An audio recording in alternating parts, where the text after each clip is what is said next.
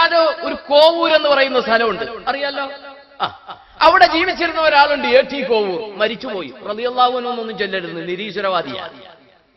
അയാളുടെ അനുയായികൾ ഈ അടുത്ത സമയത്ത് കോഴിക്കോട് നിന്ന് പ്രസംഗിച്ചു. എന്താ പ്രസംഗിച്ചെന്ന് നിങ്ങൾക്ക് അറിയോ?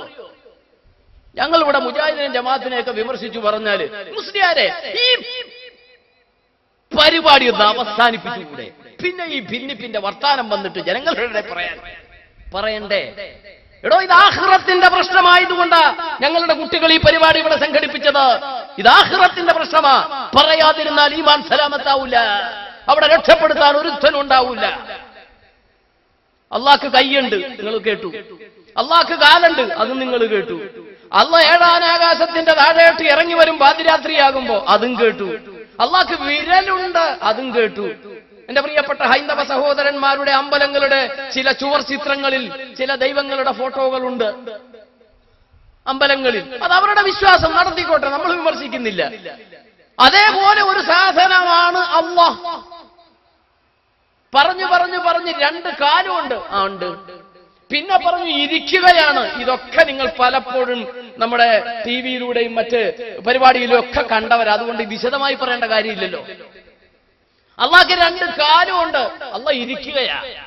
അപ്പൊ A.T. കോവൂരിന്റെ ആളുകൾ കോഴിക്കോട് നിന്ന് ചോദിച്ചു, അവിടെ വരെ എത്തിയോ നിങ്ങളുടെ മുസ്ലിങ്ങളുടെ അള്ളാഹ്?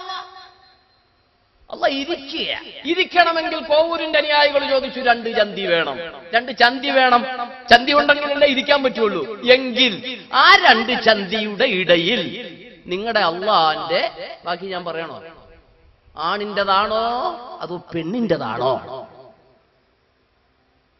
ചോദിച്ചില്ലേ? ചോദിപ്പിച്ചില്ലേ? ഇതാണോ അള്ളാഹുവിലുള്ള വിശ്വാസം? പറയൂ, ഇതാണോ അള്ളാഹുവിലുള്ള വിശ്വാസം? അല്ലാഹു ലാ ഇലാഹ ഇല്ലാ ഹുവൽ ഹയ്യുൽ ഖയ്യൂം ലാ തഅഖുദുഹു സിനത്തും വലാ നൗം.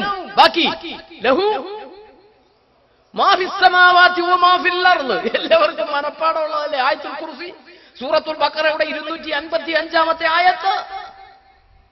എന്താ പഠിപ്പിച്ചത്? അല്ലാഹു ലാ ഇലാഹ ഇല്ലാ ഹുവൽ ഹയ്യുൽ ഖയ്യൂം. അല്ലാഹു അല്ലാതെ മറ്റൊരാരാധ്യനില്ല. അല്ലാഹു അല്ലാതെ മറ്റൊരു ആരാധ്യനില്ല. അൽ ഹയ്യുൽ ഖയ്യൂം, അവൻ എന്നെന്നും ജീവിച്ചിരിക്കുന്നവനും എല്ലാം നിയന്ത്രിക്കുന്നവനുമാണ്. അപ്പൊ ചോദിക്കും, അല്ലാഹ് അല്ലാത്ത മറ്റൊരു സാധനങ്ങളെ വിശ്വസിക്കുന്ന മുസ്ലിങ്ങൾ ഇവിടെ ഇല്ലേ? അതിനെയൊക്കെ മുസ്ലിങ്ങളുടെ കാഴ്ചപ്പാട് എന്താ? അത് ഒന്ന് ഇടയ്ക്ക് കയറി പറയണമല്ലോ. അല്ലാഹയല്ലാത്ത ആളുകളെ വിശ്വസിക്കുന്നവര് നമ്മുടെ ചുറ്റുവട്ടത്തിലെ ചവിട്ടാണിക്കുന്നിലും ഉണ്ടാകുമല്ലോ.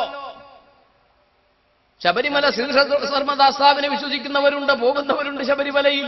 ചോറ്റാനിക്കര അമ്മയുടെ അടുത്തേക്ക് പോകുന്നവരുണ്ട്, ഗുരുവായൂരപ്പന്റെ അടുത്തേക്ക് പോകുന്നവരുണ്ട്, കൊടുങ്ങല്ലൂർ അമ്മയുടെ അടുത്തേക്ക് പോകുന്നവരുണ്ട്.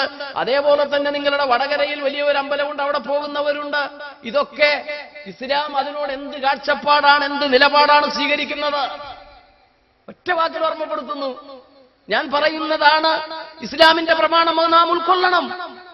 നമ്മുടെ പ്രിയങ്കരനായ ഹബീബ് മുഹമ്മദുർ റസൂലുള്ളാഹി അവിടുന്ന് പഠിപ്പിച്ചു തന്നു, ആ മുസ്ലിം സഹോദരങ്ങൾ നമ്മുടെ ചുറ്റുവട്ടത്തുണ്ടാകും, അല്ലെങ്കിൽ അവരുടെ ചുറ്റുവട്ടത്തിൽ നാം ഉണ്ടാകും.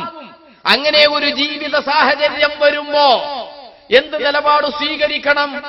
മദീനയിൽ താമസിച്ചിരുന്ന മഹാനായ മുഹമ്മദുർ റസൂലുള്ളാഹ് ഇസ്ലാമിന്റെ ഗവർണറാണ്, പ്രധാനമന്ത്രിയാണ്, പ്രസിഡന്റാണ്, ഇസ്ലാമിന്റെ നേതാവാണ്.